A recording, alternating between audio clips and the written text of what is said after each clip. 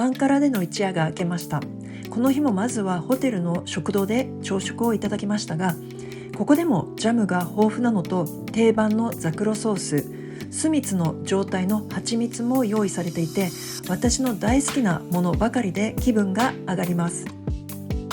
さて、ホテルを出発してからこの日もバスでかなりの距離を移動します。アンカラからイスタンブールへ向かうのに465キロの距離を途中の休憩も挟んで6時間半の大移動です。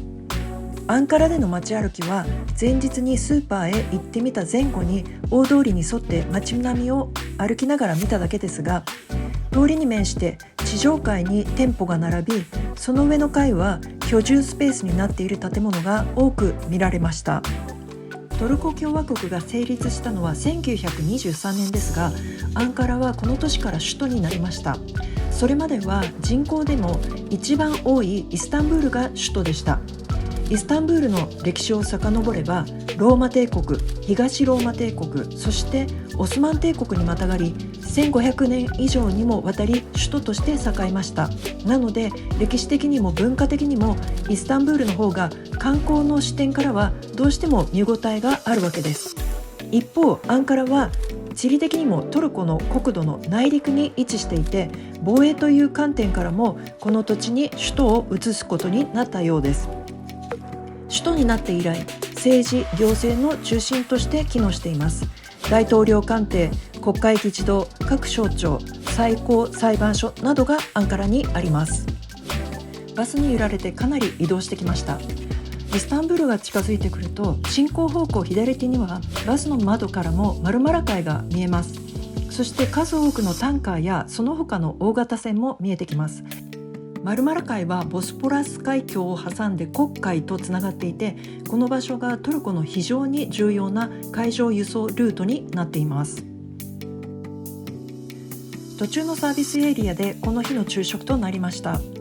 一般的なトルコのサービスエリアでの食事も私たち観光客にとってはとても新鮮です。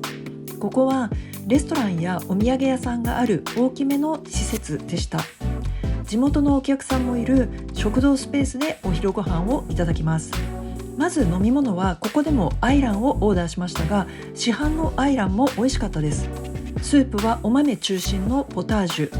そしてメインはシンプルなトルコ風ハンバーグのキョフテをいただきました。キョフテは一般的なハンバーグよりもあっさりしている味わいです。ここでトルコ式トイレもご紹介したいと思います。トルコ式トイレはしゃがむタイプで、この旅行で私も数箇所で経験しましたが、こちらが一番綺麗だったので記念に撮影しました。手前に見える手桶で水を流します。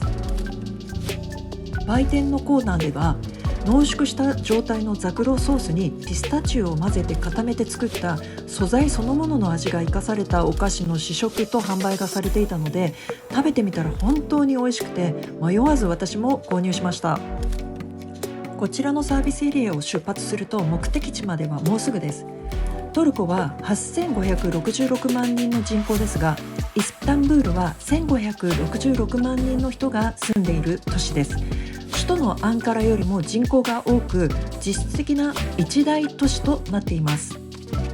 イスタンブールのエリアはヨーロッパサイドとアジアサイドがボスポラス海峡とマルマラ海を隔てて分かれています。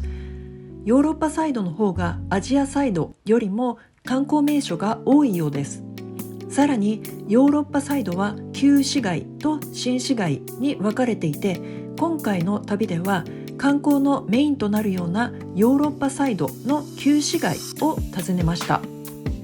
イスタンブールは約1500年にわたってビザンチン帝国とオスマン帝国の中心となったとして、この町はイスタンブール歴史地区として世界遺産にも登録されています。この旅では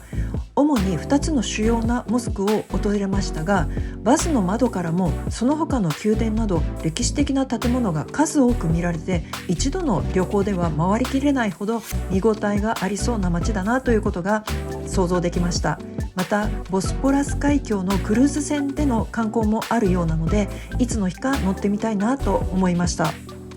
またちょっと珍しい交通手段として専用のレーンの上を走るメトロバスという高速バスも窓から見かけて、これもちょっと興味を引きました。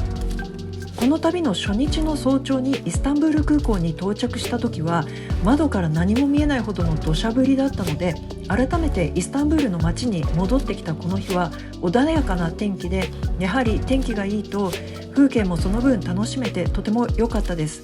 そしてここ数日で自然が生み出した地層の変化による光景を見学したり、雄大な歴史に思いを馳せることができる遺跡巡りをした後にこの大都市にやってきたので、この旅での劇的な風景の変化そのものもとても新鮮に感じられました。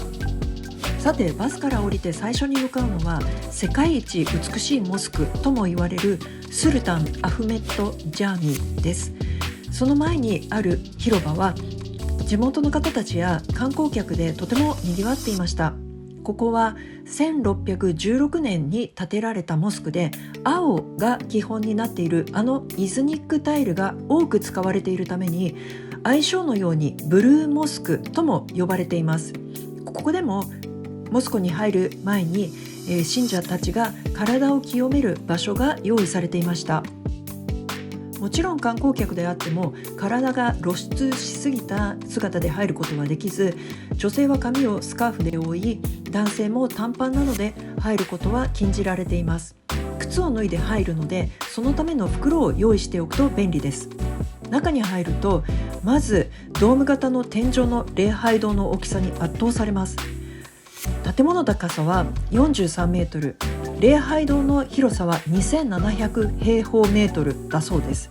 周囲は美しいステンドグラスで囲まれていて、内部も明かりで十分に明るい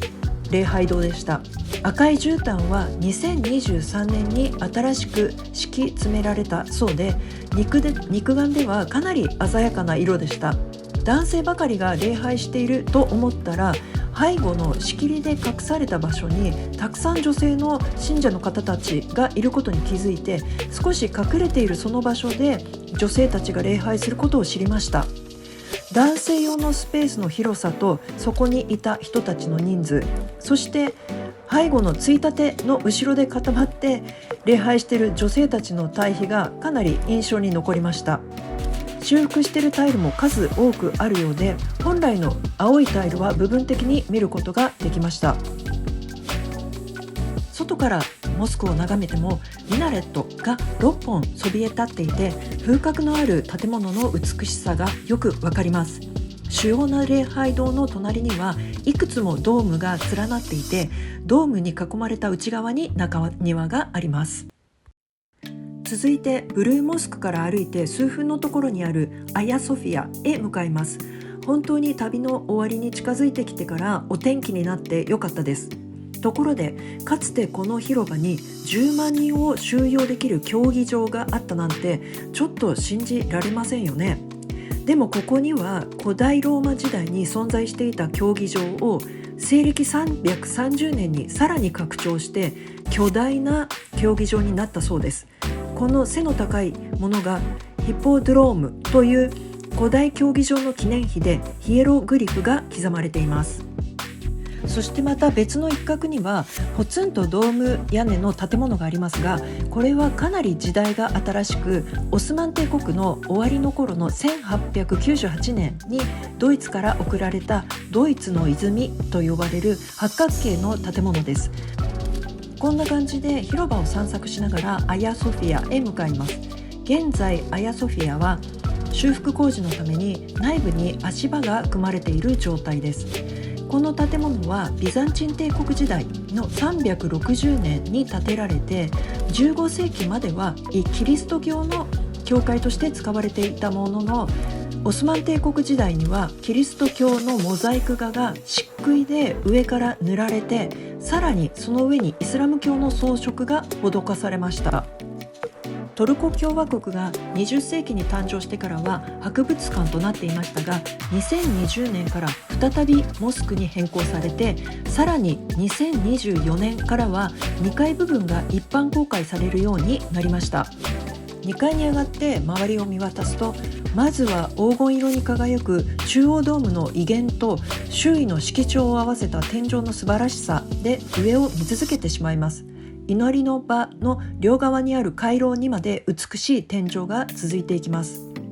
この中央ドームは直径が31メートルあって、当時どのように計算してこの曲線を建設していったのかを想像すると信じられない気分です。西暦330年に建てられたものの、市民たちの暴動によって415年と537年の2回にわたって火災で聖堂が焼失してしまって、現在の姿はその3回目の再建の状態が基本になっています。そして1453年にそれまでキリスト教の聖堂だったものがイスラム教のモスクに作り直されて、内部に見える巨大なイスラム教の円盤はモスク用に後から設置されたということですね。その際にそれまで描かれていた数々のモザイク画がイスラム教徒たちによって漆喰で上から塗られてしまったわけですが、トルコ共和国の初代大統領アタチュルクさんの時代の1932年からモザイク画の復元が始まりました。2024年からその場所の見学ができるようになり、現在も修復中の9世紀から14世紀にわたるモザイク画を見ることができます。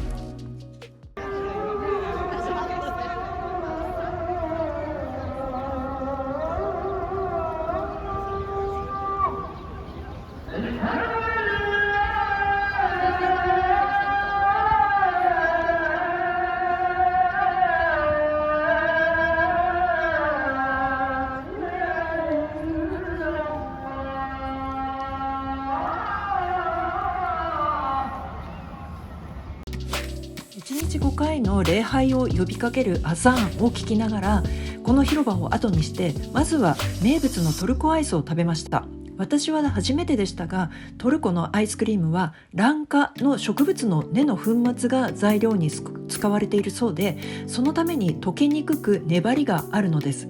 お決まりのアイスクリームを受け取る際にマジックのような手さばきでしばらく相手にされました。不意に受け取ろうと思った時にも思わずアイスクリームそのものを触ってしまいました。もちろん美味しかったです。そのまま散策しながらグランドバザール方面へ向かいます。この辺りもいろいろなお店が通りに面してあって、路面のカフェでお茶するのも楽しそうでした。グランドバザールはトルコ語での言い方は屋根付きの市場という意味で、もともとはビザンチン帝国時代の市場があった場所に作られたものです。バザールの中に入るとお店がずっと連なっていて、全部で5000店舗がひしめき合っているそうです。中には目がくらむほどの金を扱っているお店やスパイス店、トルコ石のお店、ランプを売っているお店など、見て歩くのはとても楽しいのですが、横道もあったりするので、中に入り込むと迷路のような感覚になってしまいそうでした。こういったバザールは現地の方々もいそうでしたが、観光客向けの雰囲気もかなりあったので、もしお買い物をする際には値段交渉も含めて注意が必要な感じがしました。品質や値段はお店でまちまちらしいので、私はここでは見ることだけを楽しんで、お土産を購入するのはバザール近くの路面店にしました。この旅でとても気に入ったザクロソースや日持ちのするお菓子のロクムなどを買いました。夕食時になってきたので、さらに散策を楽しみながらレストランへ向かいました。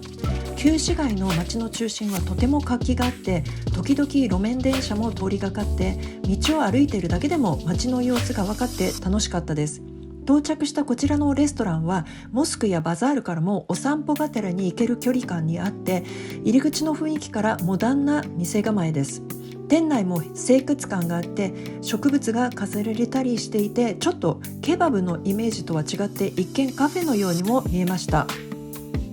いただいたスープはキノコも入っているクリーム系のスープ、そしてサラダはまたザクロソースをかけて食べました。オレンジジュースは最近は日本でも自動販売機のジュース絞りを見かけますが、本当にオレンジを絞っただけのジュースです。私の大好きなタイプです。メインのケバブは串焼きタイプで、いつものように薄く味付けされたご飯も添えられています。レストランでの夕食後はホテルに行く前に少しモスク周辺を歩きましたが、通称ブルーモスクと呼ばれているこの建物は日中の明るい時間帯に見学した時とは雰囲気がガラッと変わり、赤い光でライトアップされていて、昼とのコントラストがとても良かったです。夜のお散歩もとてもおすすめです。この日も長旅の後に無事にホテルに到着しました。泊まるホテルはシェラトンイスタンブールアタキョイホテルで、マルマラ海に面して建っているホテルです。アタキョイというのはこのエリアの名前で、マリーナやショッピングモールも建設されているリゾート地区のようです。ホテル自体は清潔感があって、エントランスの空間も広くて綺麗です。お部屋の中の水回りなどもとても快適で、気持ちよく過ごすことができました。充実した一日を終えて就寝しました。次回はいよいよイスタンブールの最後の朝と、旅の思い出の品をいくつかご紹介したいと思っていますので、引き続きどうぞお楽しみに。